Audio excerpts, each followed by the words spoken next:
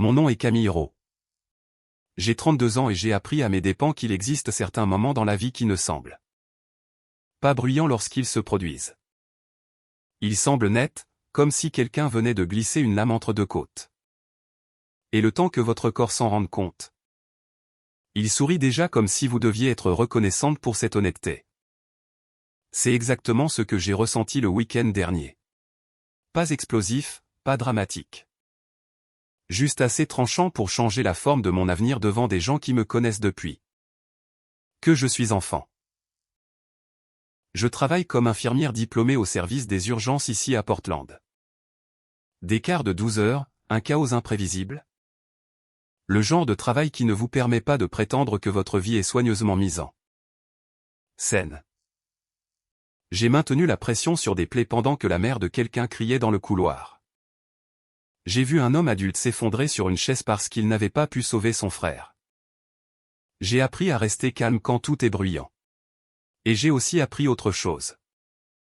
Les gens supposent que le désordre signifie être inférieur. Mon petit ami Grant a toujours aimé que je fasse quelque chose de significatif. Tant que cela ne le dérangeait pas. Tant que cela s'inscrivait dans sa vision de ce à quoi doit ressembler une partenaire respectable. Tant que cela n'apparaissait pas sur son fil d'actualité en blouse. Les cheveux ramassés en chignon et la fatigue écrite sur mon visage comme un filigrane. Grant a 30 ans, travaille dans la vente pharmaceutique. Gagne bien sa vie et ne me laisse jamais l'oublier. Il le dit comme si le revenu était un trait de personnalité. Nous sommes ensemble depuis 5 ans, et nous vivons ensemble depuis 3. Et si je suis honnête? La dernière année a été confortable d'une manière qui ne ressemblait pas à de l'amour. Plus comme un bail partagé, un calendrier partagé, une performance partagée. Il faisait de petits commentaires, jamais franchement cruels. Jamais assez pour que cela compte si j'essayais de l'expliquer à quelqu'un d'autre. Ça doit être agréable de pointer et de laisser tout ça au travail. Ou quand je rentrais tard après un quart brutal. Ton travail est tellement intense. Je ne sais pas comment tu vis comme ça. Ce qui sonne comme de l'inquiétude jusqu'à ce que l'on remarque la façon dont il le disait en regardant ma veste froissée comme si elle l'offensait. Il me comparait aux partenaires de ses amis du monde de l'entreprise. Celles qui réseautent lors de dîner, portent les bonnes marques et rient aux bonnes blagues. Je n'arrêtais pas de me dire qu'il était stressé, qu'il ne le pensait pas vraiment. Que 5 ans comptaient pour quelque chose. Mon frère aîné se mariait le week-end dernier dans ce magnifique domaine viticole de la Willamette Valley. Une célébration de 3 jours, répétition, dîner, cérémonie, brunch le lendemain matin. Élégance rustique, guirlande de lumière chaude, arche florale. Le genre d'endroit où l'herbe semble avoir été peignée. Ma famille en parlait depuis des mois. Ma mère avait pleuré 2 fois rien qu'en décrivant le lieu. Et Grant était au-delà de l'excitation. Pas à cause de mon frère, pas à cause de l'amour ou de la famille, mais parce que c'était une scène. Un événement social avec des gens qu'il ne connaissait pas encore. Des gens qu'il pouvait impressionner. Il traitait le mariage comme une opportunité. Il a passé 4 heures à se préparer pour le dîner de répétition, seul. 4. J'étais assise au bord du lit d'hôtel à le regarder circuler dans la chambre avec cette énergie. Hyper concentré qu'il avait lorsqu'il croyait être observé. Il a essayé 2 costumes. Il en a repassé un à la vapeur. Il a changé de montre 2 fois. Il m'a demandé si ses cheveux avaient l'air trop décontractés. Ce qui m'a fait rire parce que rien chez Grant n'avait jamais été décontracté de sa vie. Quand j'ai finalement dit, Grant, c'est le dîner de répétition de mon frère, pas les Oscars? Il m'a souri comme si j'étais adorable de ne pas comprendre. C'est du networking, a-t-il dit. Ces choses comptent. Quelque chose s'est resserré dans ma poitrine de la même façon que lorsque je vois le rythme cardiaque de quelqu'un monter en flèche sur un moniteur, et que je sais déjà ce qui arrive. Ma meilleure amie, Sloan, y allait aussi. Sloan et moi sommes amis depuis l'université. C'est le genre de femme devant laquelle les gens s'écartent automatiquement sans se rendre compte qu'ils le font. Confiante, mais pas bruyante, tranchante, mais pas cruelle. Elle travaille en stratégie produit pour une entreprise tech. gagne plus d'argent que nous deux réunis, et ne s'en sert jamais comme d'une arme. Elle n'en a pas besoin. Elle est admirée de cette façon silencieuse et intimidante qui donne envie aux personnes insécures de soit l'impressionner, soit la faire tomber. Sloan était l'une des seules raisons pour lesquelles je ne redoutais pas le week-end.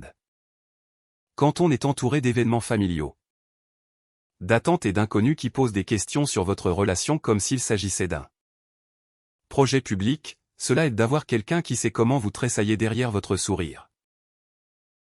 Nous sommes arrivés au domaine en fin d'après-midi. L'endroit était magnifique. Des rangées de vignes s'étendant au loin. Les collines douces et vertes comme si quelqu'un les avait peintes. Une brise portant cette légère odeur de terre réchauffée par le soleil et de vin. Mon frère avait l'air heureux d'une façon qui me faisait me sentir à la fois chaude et malade. Chaude parce qu'il le méritait. Malade parce que j'ai soudain réalisé à quel point je voulais ressentir ce genre de certitude dans ma propre vie. Le dîner de répétition était installé dehors sous des guirlandes de lumière. De longues tables en bois, des bougies et des porte-verres. Le genre d'esthétique que Grant aurait posté s'il n'avait pas été trop occupé à essayer d'être là. Personne n'a mieux habillé de la pièce. Sloan est arrivé dans une simple robe noire, les cheveux dénoués, un bijou minimal. Et a quand même réussi à avoir l'air d'appartenir à chaque pièce qui existait.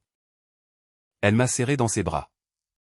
A pressé mes épaules comme pour vérifier si j'y gardais de l'attention, et a chuchoté, « Ça va ?» J'ai répondu, « Oui, parce que c'est ce que je dis toujours. » Et puis Grant l'a vu. C'était subtil au début, une pause, un clignement. Comme quelqu'un qui change de chaîne dans sa tête. Il lui a souri une fraction de seconde trop longtemps, comme s'il goûtait l'instant. « Sloan ?» a-t-il dit en se penchant comme s'ils étaient de vieux amis plutôt que deux personnes qui s'étaient rencontrées peut-être 5 fois en 5 ans. « Waouh, tu es incroyable. » Sloan a souri poliment parce qu'elle est polie. Mais ses yeux se sont posés sur les miens pendant une demi-seconde. Hein, est-ce qu'il est toujours comme ça, non dit. Je lui ai fait un petit haussement d'épaule comme pour dire, bienvenue au spectacle. Tout au long du dîner de répétition, j'ai regardé cela se produire. Le rire de Grant devenait plus fort quand Sloan parlait. Il se penchait en avant quand elle racontait une histoire. Comme si ses mots le tiraient par une ficelle. Il complimentait ses réussites professionnelles de cette façon brillante et performative qui n'était pas vraiment de l'admiration. C'était de la reconnaissance. Comme si elle était un trophée qu'il pouvait gagner en prêtant attention aux bons détails. Il lui touchait le bras quand il lui parlait. De petits gestes, mais ils étaient constants et il me retournait l'estomac. Je n'arrêtais pas de me dire que j'étais paranoïaque. C'est juste comme ça que Grant est lors des événements sociaux. Il est extraverti, non. Il est charmant, non. Sauf que je ne l'avais jamais vu se donner autant de mal avec quelqu'un qui n'avait pas quelque chose qu'il voulait. Sloan, à son crédit, ne l'encourageait pas. Elle ne flirtait pas en retour. Elle ne riait pas. Elle ne jouait pas le jeu. Elle répondait, recentrait, me regardait comme pour m'inclure dans la conversation. Comme si elle sentait quelque chose de faux pulser sous la surface. Le mariage lui-même le lendemain était magnifique. Mon frère avait l'air de quelqu'un à qui l'on avait enfin donné la vie qu'il avait toujours méritée. Sa femme était radieuse. Ma mère a pleuré. Mon père a essayé de ne pas le faire et a échoué. Pendant quelques heures, j'ai presque oublié. J'ai presque réussi à me convaincre que le week-end passerait sans que rien ne se brise. Puis la réception a commencé. Le domaine était transformé. Des guirlandes de lumière chaude partout. Cette lueur qui rend tout le monde plus doux. De la musique flottant dans l'air. Des gens qui riaient, des verres qui s'entrechoquaient. Une atmosphère suffisamment romantique pour que j'aurais dû me sentir chanceuse. Au lieu de cela, j'avais l'impression de regarder mon petit ami auditionner pour une vie à laquelle je n'étais pas invité. Il trouvait constamment des raisons d'être près de Sloan. Il lui proposait un verre alors qu'elle n'avait rien demandé, tirait sa chaise. Posait des questions sur son travail d'un ton qui suggérait qu'il mémorisait ses réponses pour plus tard. Une fois, je l'ai vu pencher la tête et dire « Alors ?» Tu es le genre de femme qui dirige vraiment les choses. Il l'a dit comme si c'était séduisant, comme si la compétence était une forme de flirt. Vers 22h, je suis allé le chercher parce que je voulais danser. Pas parce que je me sentais soudain romantique. Mais parce que je voulais me rappeler que nous étions encore un couple aux yeux de tous ceux qui étaient là. Je l'ai trouvé au bar extérieur.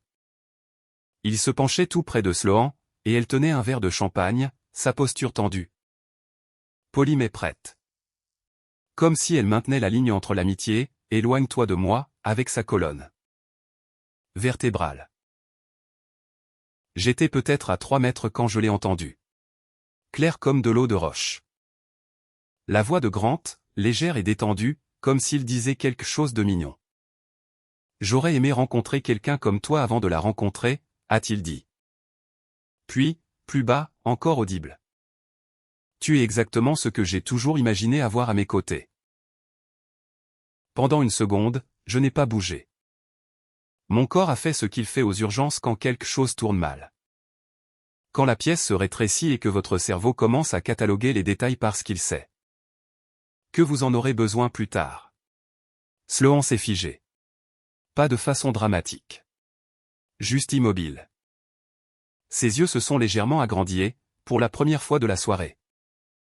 Son sourire a complètement disparu. Autour d'eux, les rires ont continué pendant un battement de cœur. Puis se sont éteints comme si quelqu'un avait tiré la prise. Ma cousine au bar a tourné la tête. 2 de mes tantes se sont arrêtées en plein milieu de leur conversation. La prise de Sloan sur son verre s'est resserrée comme pour s'ancrer. Et je suis resté là, sentant l'humiliation monter lentement et chaudement dans ma gorge. Grant a tourné la tête, m'a vu, et au lieu de tressaillir, au lieu d'avoir l'air coupable, il a souri comme si je l'avais surpris en train de raconter une blague inoffensive. Oh mon Dieu, a-t-il ri assez fort pour que les gens l'entendent. Détends-toi. Les yeux de Sloan se sont posés sur les miens, tranchants et apologétiques. Comme si elle voulait dire, je n'ai pas demandé ça. Je n'ai pas invité ça. Je suis désolé. Grant a agité la main, me renvoyant comme si j'interrompais quelque chose. C'est juste un compliment, a-t-il dit. Arrête d'être aussi sensible. L'air autour de nous est devenu lourd. Je sentais les regards sur ma peau, sur mon visage, sur ma posture. Attendant de voir quel genre de femme je serais en cet instant. Celle qui en rit, celle qui pleure, celle qui explose. Sloan n'a pas parlé. Elle ne l'a pas défendu. Elle ne m'a pas non plus défendu. Pas parce qu'elle s'en fichait. Mais parce que je pouvais sentir qu'elle essayait de ne pas empirer les choses au mariage de mon frère. Grant a levé les yeux au ciel, impatient maintenant. Tu rends ça gênant pour tout le monde, a-t-il ajouté, comme si c'était moi qui l'avais dit. Je l'ai regardé, vraiment regardé, et à cet instant, quelque chose en moi s'est tu. Pas engourdi, pas froid, juste clair, parce qu'il n'était pas désolé. Il n'était même pas confus quant à la raison pour laquelle j'étais blessé. Il était agacé que j'ose avoir une réaction. Je n'ai pas dit un mot. Je me suis retourné et je suis parti. En passant devant la table de ma famille, les yeux de ma mère ont croisé les miens. Son expression n'était pas en colère. C'était pire. C'était ce mélange de dégoût et de sympathie que l'on a quand on réalise que quelqu'un que l'on tolérait est bien plus laid qu'on ne le pensait. Elle avait entendu aussi. J'ai continué à marcher, mes talons claquant contre le chemin de pierre comme un compte à rebours. Mon cœur était régulier d'une façon qui ne ressemblait pas à de la force. Plus comme si mon corps avait décidé qu'il ne pouvait pas encore s'effondrer. Derrière moi, la réception continuait. Musique, rire, guirlandes lumineuses, et quelque part à un bar extérieur. Mon petit ami venait de dire à ma meilleure amie qu'il aurait préféré la rencontrer en premier. Agissait comme si j'étais le problème pour l'avoir entendu. La chambre d'hôtel sentait le nettoyant aux agrumes et un cologne cher. C'est la première chose que j'ai remarquée quand nous sommes entrés plus tard dans la nuit. À quel point tout semblait agressivement normal. Le lit était parfaitement fait. Les lampes étaient baissées juste assez pour donner une impression d'intimité. Un seau à glace à moitié vide trônait sur la commode comme si la soirée s'était déroulée exactement comme prévu. Grant a fermé la porte derrière nous d'un coup de pied. A desserré sa cravate et a soupiré comme s'il était celui qui venait d'endurer quelque chose d'épuisant. Je suis resté près de la fenêtre, encore en talons, les mains à plat contre la vitre. Dehors, le domaine brillait doucement sous les guirlandes. Des rires montaient d'en bas. Quelqu'un célébrait encore. Grant n'a pas parlé tout de suite. Il a d'abord vérifié son téléphone, a fait défiler, a tapé quelque chose. Puis m'a enfin regardé avec un petit sourire amusé. Le genre que les gens utilisent quand ils pensent être sur le point de calmer quelqu'un avec de la logique. Bon, a-t-il dit. Alors, tu as fini d'être en colère? Je me suis retourné lentement.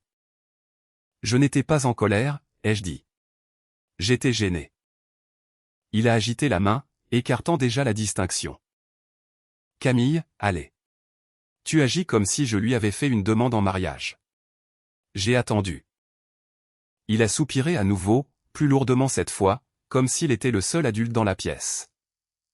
Tu sais comment je deviens après quelques verres de champagne, a-t-il dit. Je deviens bavard, complimenteur. Ça ne veut rien dire. Je l'ai fixé. Essayant de comprendre comment quelqu'un pouvait dire quelque chose d'aussi chargé et ensuite feindre la confusion face aux conséquences. J'ai juste dit qu'elle et moi ferions un super couple, a-t-il continué en haussant les épaules. Comme si cela devait sonner inoffensif. Ce n'est pas une insulte. C'est juste de l'honnêteté. Ce n'est pas de l'honnêteté, ai-je dit doucement. C'est un remplacement. Grant a ri, pas durement, pas cruellement, juste avec indulgence. Comme si j'étais une enfant qui mal interprétait une conversation d'adulte. Tu exagères complètement, a-t-il dit. Tout le monde flirte au mariage. C'est inoffensif. J'ai senti quelque chose se tordre dans ma poitrine au mot « tout le monde ». As-tu flirté avec ma cousine, ai-je demandé. Il a froncé les sourcils. Quoi? As-tu flirté avec mes tantes, ai-je insisté. Avec ma belle-sœur. Ce n'est pas la même chose, a-t-il craché. Pourquoi pas? Il a ouvert la bouche, puis l'a refermée. Et voilà. La réponse qu'il ne voulait pas dire à voix haute. Il a croisé les bras, l'irritation gagnant sa voix. Tu es jalouse. J'ai laissé échapper un souffle que je n'avais pas réalisé retenir. Je suis honnête, a-t-il continué. Tu es insécure, et au lieu d'assumer ça, tu fais de moi le méchant. Je l'ai regardé arpenter la pièce, énergisé maintenant qu'il avait décidé que j'étais le problème. Tu m'as mis dans l'embarras ce soir, a-t-il ajouté. Devant ta famille. Cela a touché, non pas parce que ça faisait mal. Mais parce que cela clarifiait quelque chose que je tournais autour depuis des années. Tu t'es mis toi-même dans l'embarras, ai-je dit. Il s'est arrêté et m'a regardé comme si j'avais parlé une langue étrangère. Non, a-t-il dit sèchement.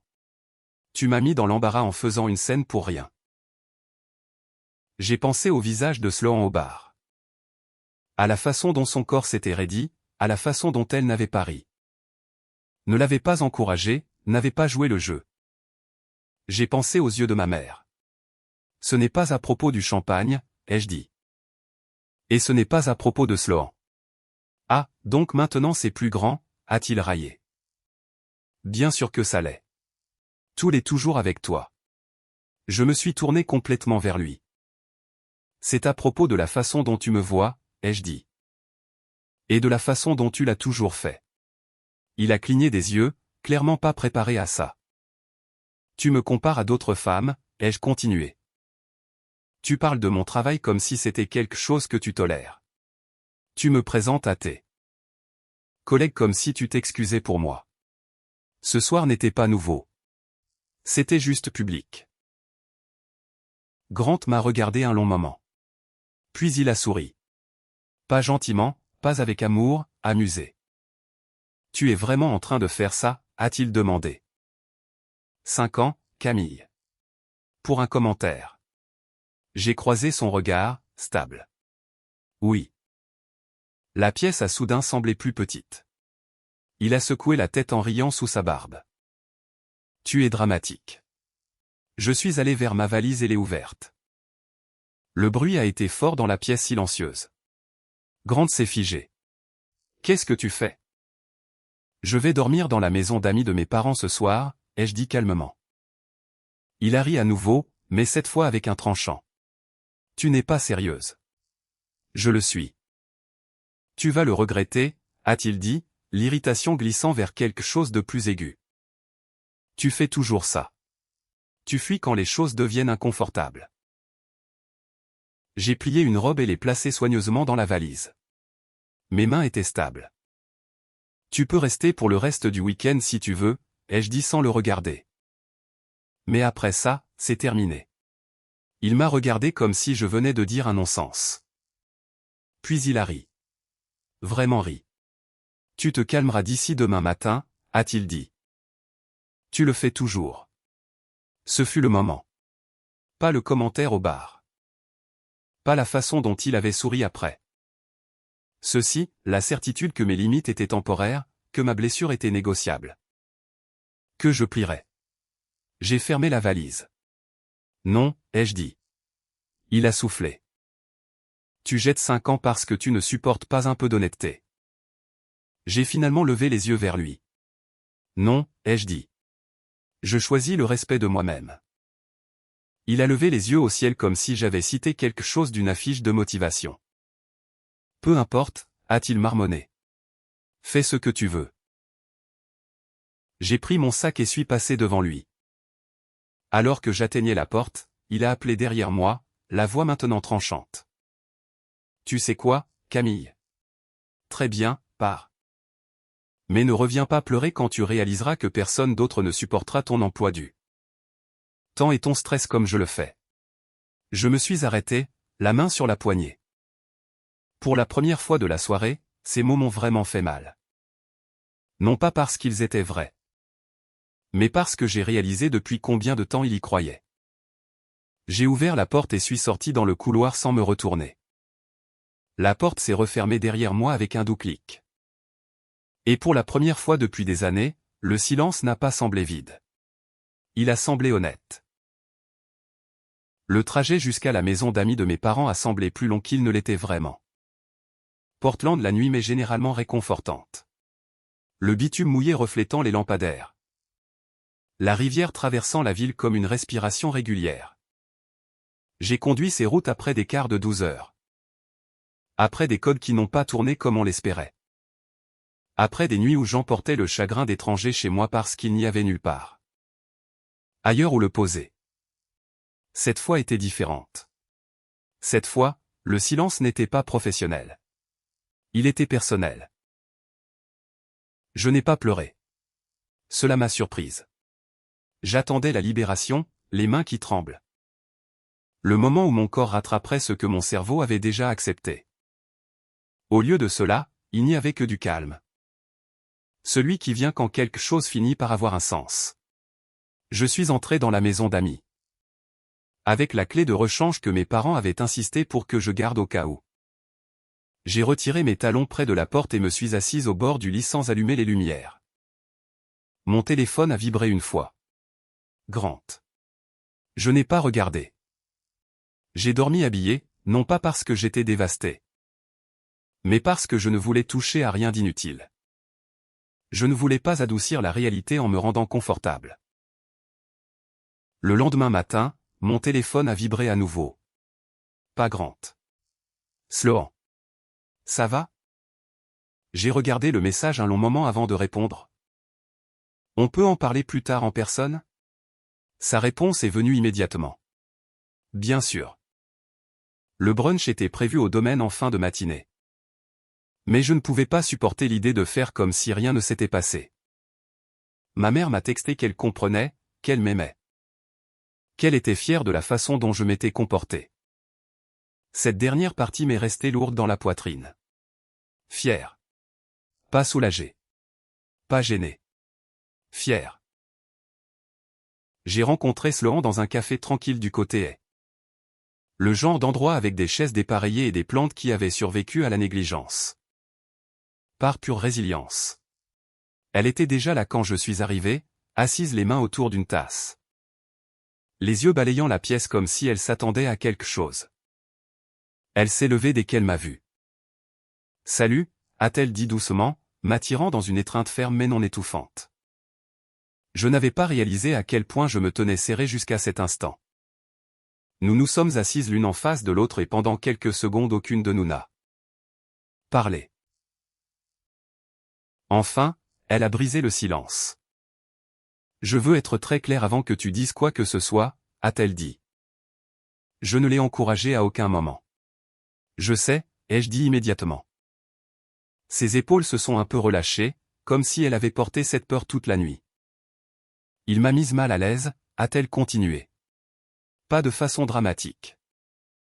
Juste de cette façon où l'on commence à ajuster sa posture sans s'en rendre compte. Comme si l'on gérait l'énergie de quelqu'un d'autre. J'ai hoché la tête. C'est exactement ce à quoi ça ressemblait. Elle a pris une gorgée de café, puis a croisé mon regard. Ce n'était pas un incident isolé, a-t-elle dit. Il a déjà été comme ça. Ma poitrine s'est resserrée. Avant. Elle a hésité, choisissant soigneusement ses mots. Pas comme ça, a-t-elle dit. Pas aussi ouvertement. Mais chaque fois que nous étions dans la même pièce. Il y avait cette évaluation. Des questions qui n'en sont pas vraiment. Des commentaires qui sont en réalité des comparaisons. Elle s'est penchée légèrement. Il m'a demandé à quelle vitesse évoluait ma carrière. Si j'aimais diriger des gens. Quel genre de style de vie je voulais à long terme. Ma mâchoire s'est crispée. Je pensais qu'il faisait juste conversation, a-t-elle ajouté. Mais ensuite il a dit quelque chose qui m'est resté. J'ai attendu. Il a dit, ça doit être agréable d'être avec quelqu'un qui comprend vraiment l'ambition. Les mots ont atterri avec un bruit sourd. Je ne savais pas quoi dire, a continué Sloan. Parce que j'avais l'impression qu'il ne parlait pas de lui. Il parlait de toi sans que tu sois là. J'ai baissé les yeux vers la table, le motif du bois devenant un peu flou. C'est à ce moment-là que j'ai commencé à prendre mes distances, a-t-elle dit. Je ne voulais pas être mise dans cette position. J'ai laissé échapper un souffle lent. Donc, hier soir, ai-je commencé. Elle a hoché la tête. Hier soir, il s'est oublié. Ou peut-être qu'il s'est souvenu de qui il est vraiment quand il pense que le public est le bon. La façon dont elle a dit « public » m'a envoyé un frisson. Je suis désolé, a-t-elle ajouté doucement, que cela se soit passé comme ça, en public. Au mariage de ton frère. J'ai levé les yeux vers elle. Ce n'est pas de ta faute, ai-je dit fermement. Du tout. Elle a tenu mon regard un moment, puis a hoché la tête, l'acceptant. J'avais juste besoin que tu l'entendes de quelqu'un d'autre, a-t-elle dit. Pour que tu ne te remettes pas en question plus tard. Cela a suffi. Le nœud dans ma poitrine s'est desserré, non pas parce que la situation faisait moins mal. Mais parce qu'elle avait enfin des témoins. Après avoir terminé notre café, je suis resté quelques minutes dans ma voiture avant de démarrer. Je ne voulais pas me précipiter dans quoi que ce soit. Mais il y avait encore une conversation que je devais avoir. Pas pour la clôture, pour la confirmation. J'ai trouvé Mara, l'une des femmes qui se tenait près du bar la veille. Quelqu'un que je connaissais de façon occasionnelle par mon frère et sa femme maintenant. Elle a répondu à mon message demandant si nous pouvions parler brièvement avant le départ. Nous nous sommes rencontrés près de la lisière du domaine, loin des tables principales. Elle n'a pas perdu de temps. Je l'ai entendu, a-t-elle dit dès que je me suis approché. Ce qu'il a dit. J'ai avalé. Je veux juste savoir si je m'en souviens correctement. Oui, a-t-elle dit sans hésitation. Et pour ce que ça vaut. Plusieurs d'entre nous ont remarqué à quel point il était concentré sur Sloan tout le week-end. Ce n'était pas subtil. Quelque chose en moi s'est installé. Pas du soulagement. De la résolution. Quand je suis rentré à la maison d'amis, mon téléphone avait accumulé d'autres messages de Grant.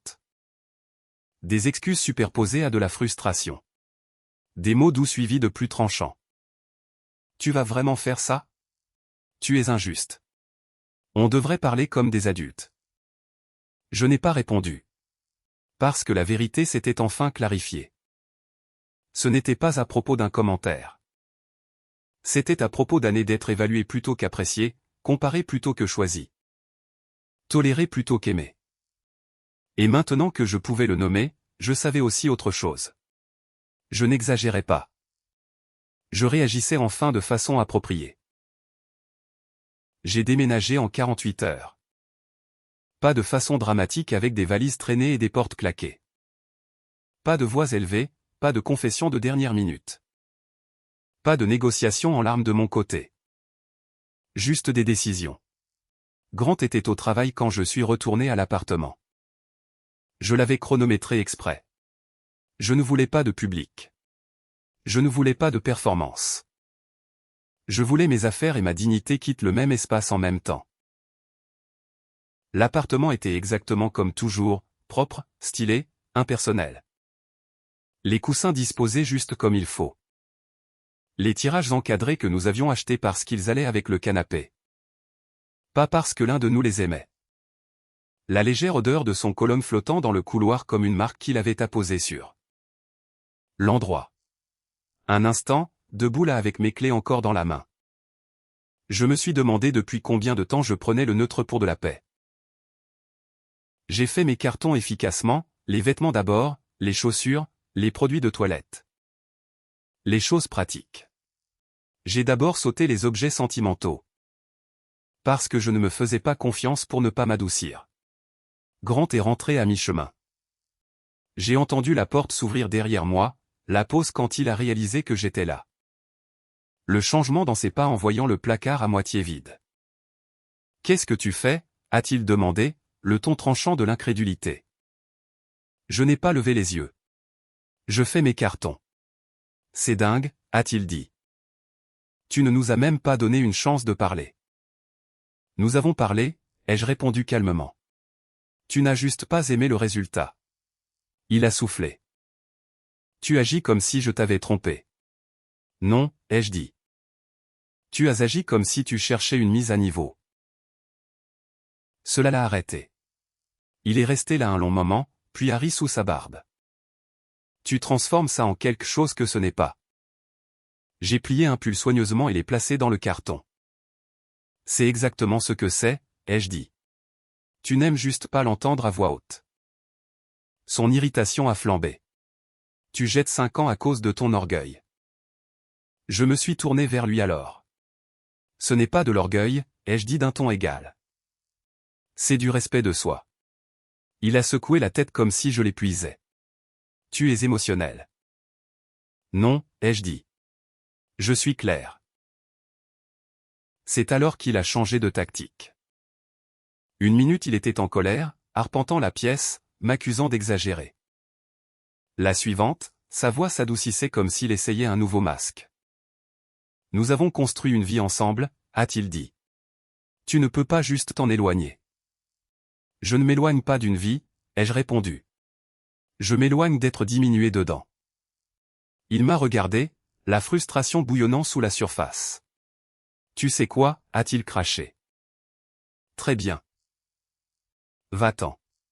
Mais ne reviens pas quand tu réaliseras que personne d'autre ne supportera ton emploi du temps et ton stress comme je l'ai fait. Voilà. La confirmation finale.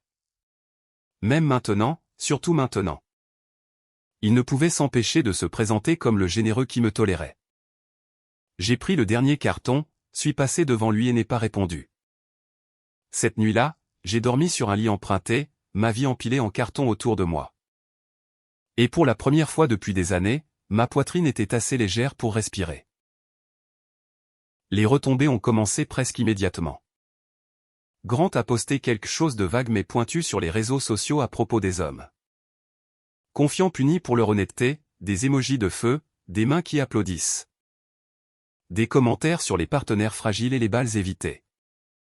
Je suis resté hors ligne. Je n'avais pas besoin de me défendre. Les gens qui avaient été au mariage l'ont fait pour moi.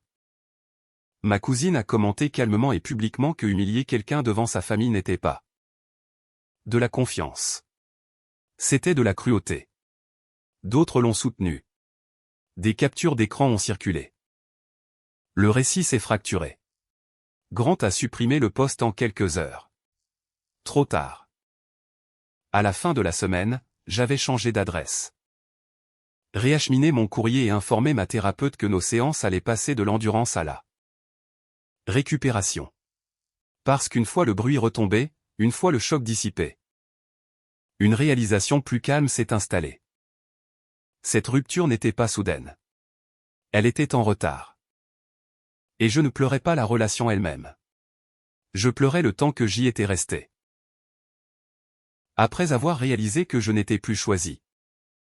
Je suis resté hors des réseaux sociaux après mon déménagement.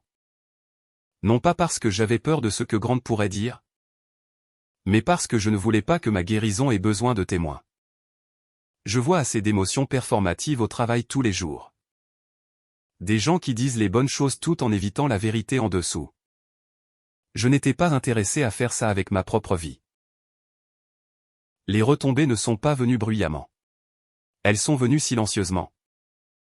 Dans la façon dont les conversations ralentissaient quand Grant entrait dans une pièce. Dans les invitations qui ont cessé d'arriver.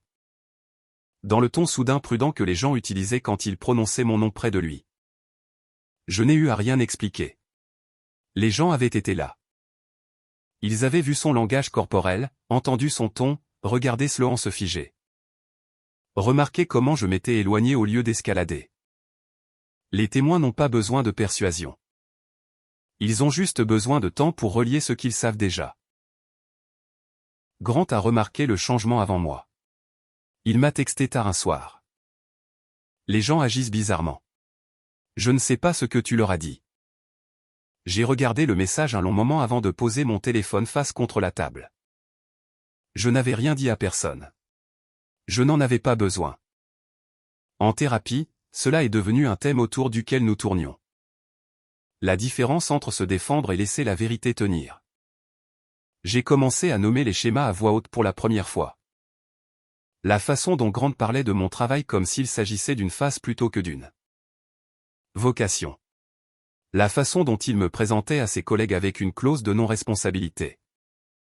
La façon dont il me félicitait d'être peu exigeante quand ce qu'il voulait vraiment dire était peu demandante. Ma thérapeute m'a demandé un jour, doucement. Quand as-tu commencé à t'éditer pour coller à son confort? La réponse est venue plus vite que je ne m'y attendais. Avant même de réaliser que je le faisais. Cette prise de conscience a frappé plus fort que la rupture parce qu'elle signifiait que je n'avais pas seulement été négligé. J'avais participé à mon propre effacement. Des amis ont tendu la main discrètement, non pas pour jaser, non pas pour obtenir des détails. Juste pour prendre des nouvelles. Sloan est venu un soir avec des plats à emporter et ne m'a pas demandé d'expliquer quoi que ce soit. Elle s'est juste assise par terre avec moi, les jambes croisées. Mangeant des nouilles dans des contenants en carton, laissant le silence suffire. À un moment, elle a dit, « Je suis vraiment contente que tu n'aies pas essayé d'en rire. » Moi aussi, ai-je répondu. Parce que la vérité était que si j'avais ri, si j'avais minimisé comme il le voulait, j'aurais appris à tout le monde, y compris à moi-même, que mon humiliation était négociable. Plus je restais avec ça, plus quelque chose devenait clair. Ce n'était pas une fin dramatique. C'était une fin retardée. La relation ne s'était pas effondrée à cause d'une nuit. Elle avait pris fin parce que j'avais enfin cessé d'absorber l'impact seul. La thérapie n'a pas semblé être une percée au début. Elle a semblé lente, méthodique, presque décevante dans son ordinaire. Je m'attendais à un dévoilement dramatique. Des larmes que j'avais retenues, des souvenirs qui affluaient. Le genre de libération cinématographique dont les gens parlent quand ils disent que la thérapie a changé leur vie. Au lieu de cela, cela ressemblait à un inventaire. Ma thérapeute posait des questions d'un ton calme et neutre qui ne poussait ni ne tirait. Elle ne me disait pas comment me sentir. Elle ne me précipitait pas vers le pardon ou la clôture. Elle me demandait juste de remarquer. Parle-moi de la première fois où tu t'es sentie petite près de lui. La question m'a prise de court. J'ai ouvert la bouche, prête à dire le week-end dernier, puis je me suis arrêté. parce que la réponse venait de quelque part de plus ancien. J'ai pensé à une fête de fin d'année il y a 3 ans. L'entreprise de Grant avait loué un bar sur un toit en centre-ville. J'étais arrivé directement d'un car. Pas le temps de me changer. Blouse cachée sous un manteau, cheveux tirés en arrière. Yeux fatigués d'une façon qu'aucun correcteur ne peut cacher. Il m'avait présenté à ses collègues avec un rire. « Voici Camille », avait-il dit. Elle travaille des heures folles, donc on ne la voit pas beaucoup. Tout le monde avait souri poliment. Personne n'avait demandé ce que je faisais. À l'époque, je m'étais dit qu'il faisait juste conversation. Maintenant, assise dans un bureau calme des semaines plus tard, j'ai réalisé quelque chose de plus tranchant. Il n'avait pas été fier. Il s'était excusé par anticipation. La thérapie est devenue un endroit où j'ai appris à traduire ces moments sans les adoucir. Non pas pour diaboliser Grant, mais pour arrêter de me gaslighter moi-même. Nous l'avons cartographié ensemble, non pas chronologiquement, mais émotionnellement. Les commentaires qui sonnaient solidaires mais atterrissaient comme de la pression. Les blagues qui me positionnaient comme l'exception plutôt que la norme. Les comparaisons subtiles à des femmes qui avaient plus de flexibilité, plus de polish. Plus de temps pour être vues. Rien de tout cela n'était explosif. C'était le point. C'était de l'érosion. Tu n'avais pas tort de te sentir blessé, a dit ma thérapeute un après-midi. Tu avais tort de supposer que c'était ta responsabilité de l'absorber. Cette phrase m'est restée parce que je l'avais absorbée encore et encore. J'avais ajusté mes attentes à la baisse. J'avais adouci mes besoins. J'avais appris quelle partie de moi mettre en avant et lesquelles taire selon la pièce. Non pas parce qu'il l'exigeait ouvertement, mais parce que j'avais appris ce qui gagnait de l'approbation. Une fois le schéma nommé, il apparaissait partout. La façon dont il me félicitait d'être cool. La façon dont il se mettait sur la défensive si j'exprimais de la déception. La façon dont il présentait mes limites comme des réactions excessives. Ce n'était pas qu'il ne savait pas comment mieux me traiter. C'est qu'il n'en avait pas besoin parce que je faisais le travail pour lui. Cette prise de conscience a fait plus mal que la rupture elle-même. Non pas parce qu'elle me faisait me blâmer, mais parce qu'elle me faisait voir combien de moi-même j'avais négocié pour garder la paix. En dehors de la thérapie, la vie continuait. Le travail est devenu plus chargé. Les urgences ont une façon de vous rappeler que, peu importe à quel point votre douleur personnelle semble unique, le monde ne s'arrête pas pour elle. J'ai pris des quarts supplémentaires quand je le pouvais, non pas pour éviter mes sentiments, mais parce que le rythme manquerait. Il y a quelque chose de clarifiant dans un travail où les enjeux sont immédiats et réels. J'ai commencé à faire du bénévolat dans un programme d'aide aux jeunes liés à l'hôpital. Des enfants qui arrivaient aux urgences pour des crises de santé mentale. Des enfants qui avaient besoin de quelqu'un de stable dans la pièce pendant que tout le reste semblait tourner. C'était un travail lourd, mais honnête. Personne là-bas ne se souciait de l'apparence de ma vie en ligne. Personne ne demandait mon statut relationnel. Il se souciait de savoir si je me montrais, si j'écoutais, si je donnais suite. Et pour la première fois depuis longtemps, je me sentais utile sans être évalué. Un soir, après un quart particulièrement long, j'ai attrapé mon reflet dans le miroir de la salle de pause. Fatigué, cheveux tirés en arrière, blouse froissée, et pourtant solide. J'ai pensé aux commentaires de Grant au bar.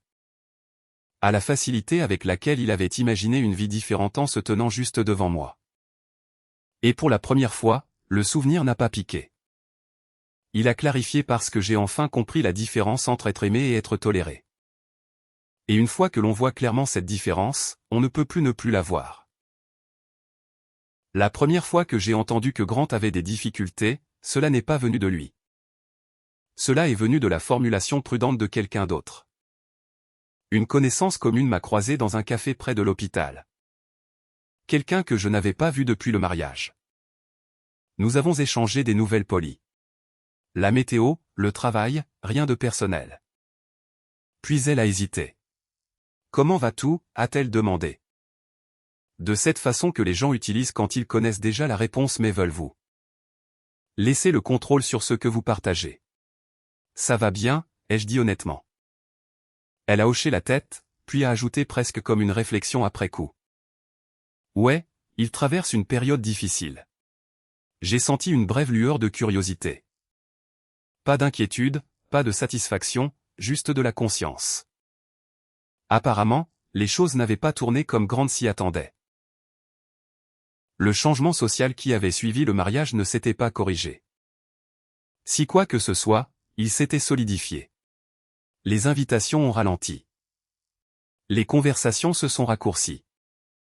Les gens qui avaient l'habitude de s'attarder trouvaient maintenant des raisons de passer à autre chose. Ce n'était pas une punition. C'était un recalibrage. Grant avait toujours prospéré dans des pièces où la perception comptait plus que la substance. Où le charme pouvait flouter les bords et la confiance pouvait passer outre l'inconfort. Mais une fois que les gens ont vu le moment clairement, une fois qu'ils l'ont regardé écarter ma réaction au lieu d'assumer la responsabilité, cela a recadré tout le reste de ce qu'ils savaient de lui. Les blagues n'étaient plus juste des blagues. La confiance ne se lisait plus comme de la confiance. L'honnêteté semblait sélective. Il m'a texté plusieurs fois au cours des mois suivants.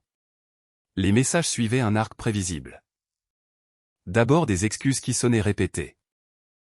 Puis des explications qui déplaçaient subtilement le blâme, puis de la frustration. Des accusations à peine voilées sur le fait que tout était injuste. Je n'ai répondu à aucun d'eux. Non pas parce que je voulais le punir, mais parce que je ne voulais pas rouvrir une dynamique dont j'étais enfin sorti. Au travail, le contraste était impossible à manquer. J'ai été promu infirmière chef d'équipe au début du printemps. Ce n'était pas tape à accent grave-l'œil, pas d'annonce, pas d'applaudissements. Juste une réunion calme avec ma superviseure où elle m'a dit qu'il faisait confiance à mon jugement et voulait que je forme le nouveau personnel. Tu es stable, a-t-elle dit. Les gens t'écoutent quand les choses deviennent chaotiques. Cela comptait plus pour moi que n'importe quel titre. J'ai commencé à façonner le fonctionnement de nos urgences pendant les nuits à fort volume. À soutenir les jeunes infirmières quand les cas touchaient trop près. À défendre des protocoles qui priorisent la santé mentale aux côtés des urgences physiques. Cela faisait du bien d'être valorisé sans condition. En dehors du travail, le programme d'aide aux jeunes est devenu une encre. Je passais des soirées assises avec des adolescents qui avaient appris trop tôt à quel point la stabilité pouvait être fragile. Des enfants qui n'avaient pas besoin de conseils ou d'inspiration. Ils avaient besoin de présence. Un soir, après une admission particulièrement lourde, je suis resté tard pour aider un conseiller à débriefer un cas. Il était calme, ancré, précis dans ses mots. Son nom était Evan.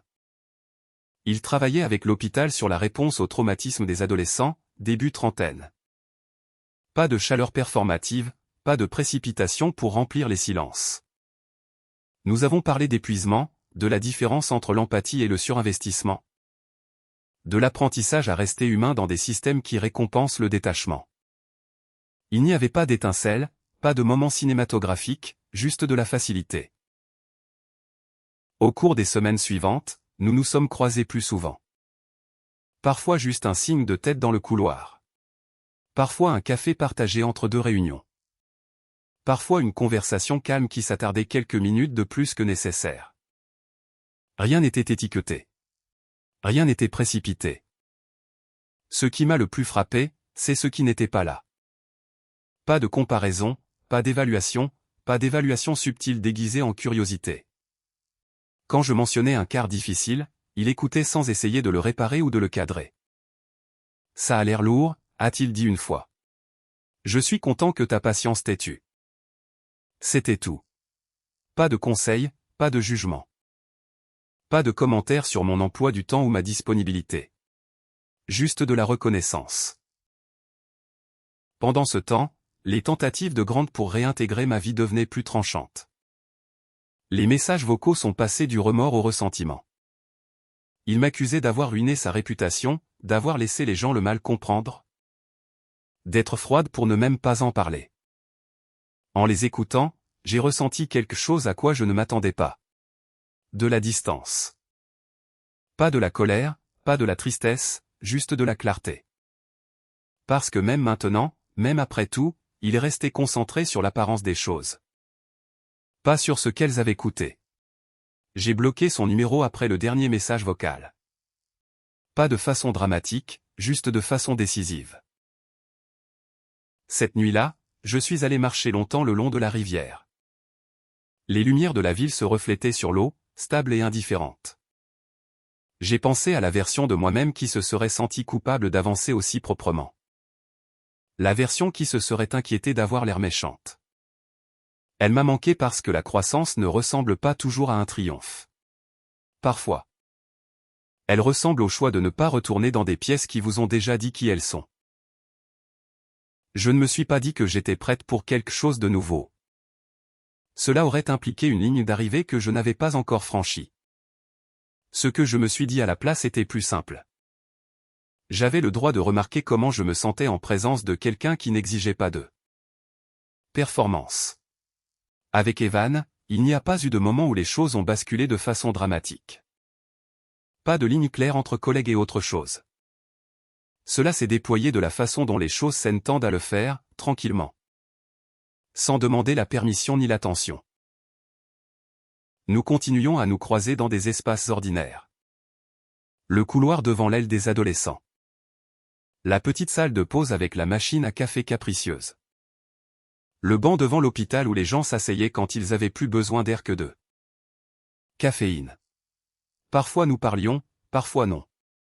Et d'une certaine façon, c'était assez. Ce qui m'a le plus surprise, c'est la façon dont mon corps réagissait. Pas de la façon tendue et anticipatoire à laquelle je m'étais habitué avec Grant. Toujours en train de scanner, toujours en train d'ajuster. Avec Evan, mes épaules descendaient sans que je leur dise. Je ne répétais pas de réponse dans ma tête. Je ne me demandais pas comment j'apparaissais. J'existais simplement. Un après-midi, nous sommes sortis du bâtiment en même temps. Tous les deux au sortir de l'encart. Le ciel était de ce gris doux dans lequel Portland est spécialiste. Le genre qui donne l'impression d'un souffle retenu. « Tu veux prendre un café ?» a-t-il demandé. Décontracté, sans pression. J'ai souri. Oui. Nous sommes allés dans un endroit à quelques pâtés de maison. Rien de fancy. Pas de briques apparentes ni de playlist soignée. Juste un bon café et assez d'espace entre les tables pour parler sans être entendu. Nous n'avons pas parlé de l'avenir. Nous n'avons pas parlé d'étiquette. Nous avons parlé de livres que nous avions l'intention de finir. De la façon dont l'épuisement s'installe quand on confond l'utilité avec la valeur. De l'étrange intimité de travailler avec des gens lors de leur pire jour. À un moment, j'ai mentionné ma rupture. Pas les détails, pas le drame, juste le fait. Evan a écouté sans m'interrompre.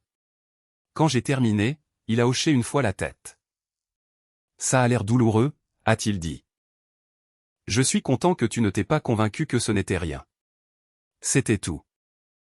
Pas de commentaires sur Grant.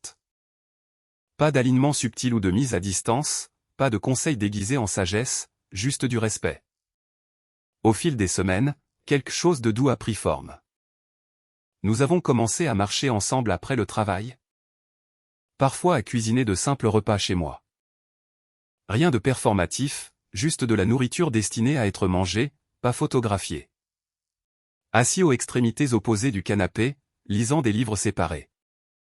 Le genre de silence qui se sent compagnon plutôt que lourd. Il ne m'a jamais demandé d'expliquer mon emploi du temps.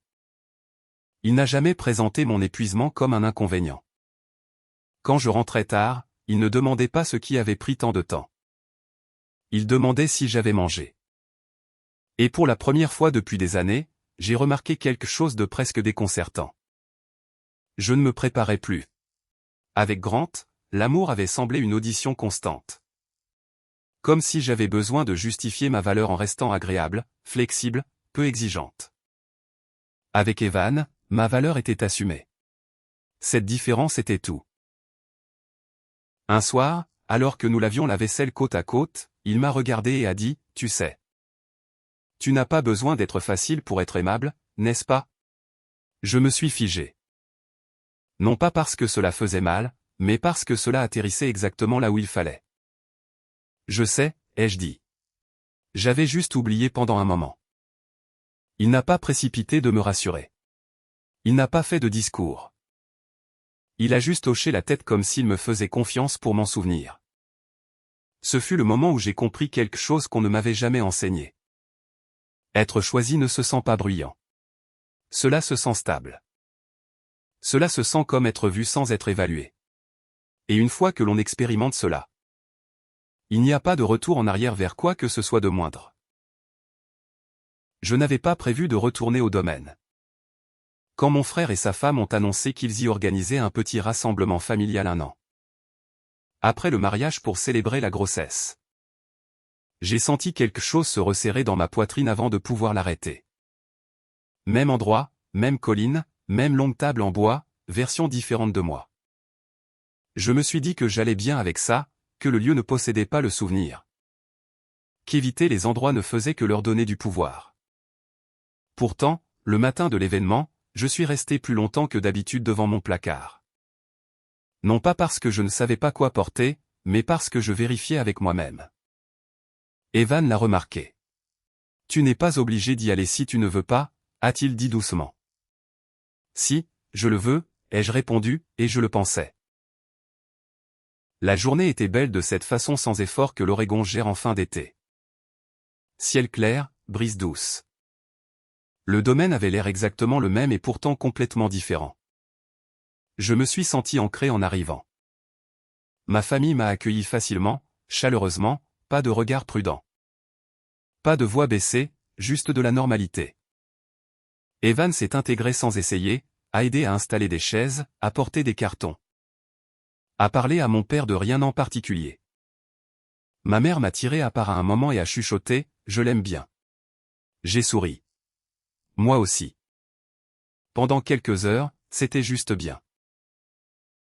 Puis quelqu'un l'a dit. « Oh mon Dieu, c'est grand ?» Le changement a été immédiat. Les conversations se sont arrêtées.